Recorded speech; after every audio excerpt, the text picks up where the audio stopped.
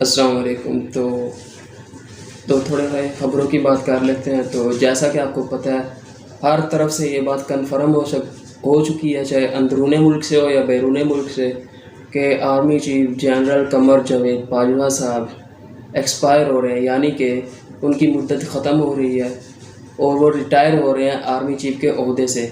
یہ کس طریقے ہو رہے ہیں جی؟ جناب والا 29 نومبر کو کنفرم یہ بات ہے کہ نیا آرمی چیف آنا ہے، اور یہ بھی بہت کم چانسز ہیں کہ ان کو دوبارہ کہیں اور مطلب چیف آف ڈیفینس یا کسی اور اس طرح کے عہدے پہ ہو سکتا ہے یہ کام کر رہے ہیں، لیکن بہت مشکل بات ہے۔ یہ بات کنفرم ہو چکی ہے ہر طرف سے کہ یہ اب آرمی چیف نہیں رہیں گے اور نیا آرمی چیف آنا ہے۔ تو اب ہم بات کرتے ہیں جی عام انتخابات کی، کہ عام انتخابات کب ہو رہے ہیں اور کب ہونے چاہیے اور زیادہ تر اس کے چانسز کب ہیں۔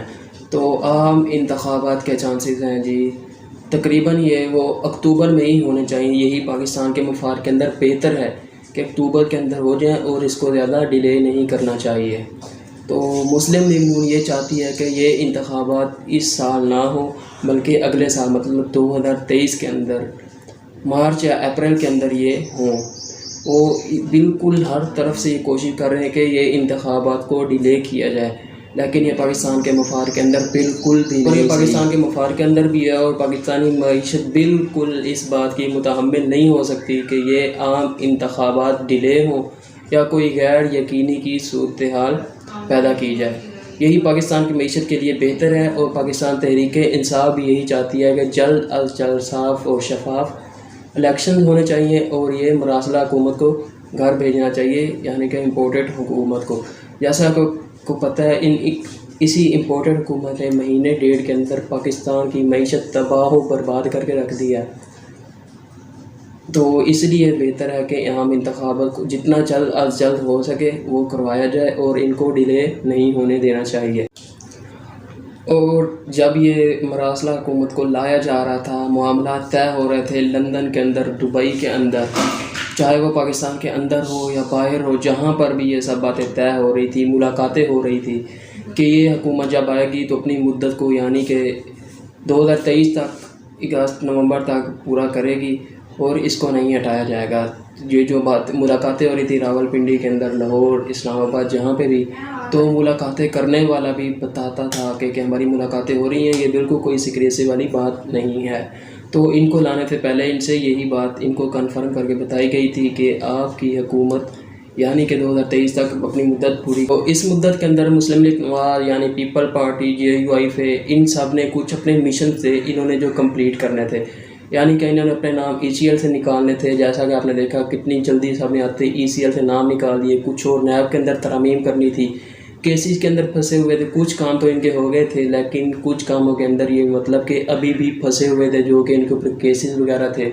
تو انہوں نے یہ والا اپنا مشن مکمل کرنا تھا حکومت کے اندر آنے کے بعد۔ انہوں نے یہاں پہ ایک اور اسی سال کے اندر کام بھی کرنا تھا کہ عمران خان صاحب کی پاور کو ختم کیا جائے اور پبلک ان سے بالکل ان کا سروکار ان کے درمیان سے کاٹ دیا جائے ان کا رابطہ، اور ان کے اوپر جھوٹے کیسز بھی بنائے گئے، آپ نے جیسا کہ دیکھا۔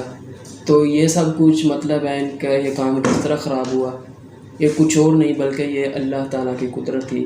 تو جب انسان زمین کے اوپر خدائی کرنے لگ جائے، خدا بن کے مطلب اپنے فیصلے کرنے لگ جائے سب کچھ، تو پھر اس کا یہ والا وقت آتا ہے اور یہی والا حال ہوتا ہے، اور ان کے سارے فیصلے اور ان کے جو بھی منصوبے تھے بالکل اسی طرح سے ناکام ہوتے چلے گئے اور ہو گئے، اور اب ان کی بالکل کوئی پاور نہیں بچی۔ اب شہباز شریف صاحب کو آپ دیکھ لیں، صرف اسلام آباد کے اندر 24 کلومیٹر کا ایک وزیر اعظم ہے جی، اور کہیں ان کا حکم نہیں چل سکتا۔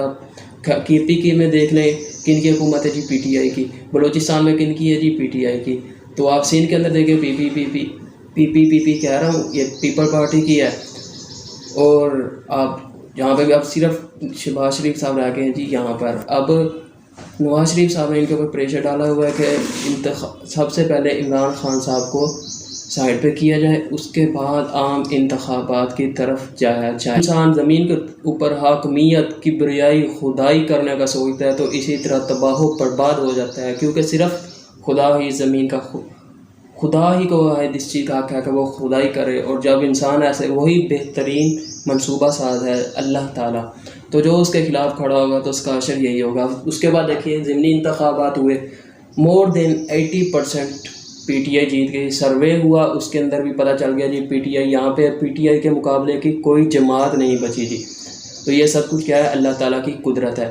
اس کے بعد آپ نے دیکھا ہوا چینی وزیر خارجہ کا، انہوں نے بھی بیان دیا کہ ایشیائی ممالک کو اب مغربی ممالک کی چنگل سے نکلنا ہوگا، آزاد ہونا ہوگا، ہمیں ان کے خلاف اکٹھا ہونا ہوگا. مطلب انہوں نے پاکستان کو واضح کر کے نہیں کہا، انہوں نے صرف اتنا کہا کہ ایشیائی ممالک کو ان کے چنگل سے آزاد ہونا ہوگا. اور آپ کے سامنے کس طرح انہوں نے مراسلہ حکومت میں آنے کے بعد ملک کی معیشت تباہ و برباد کر دی، اور کتنی ہماری ترقی سب کچھ معیشت.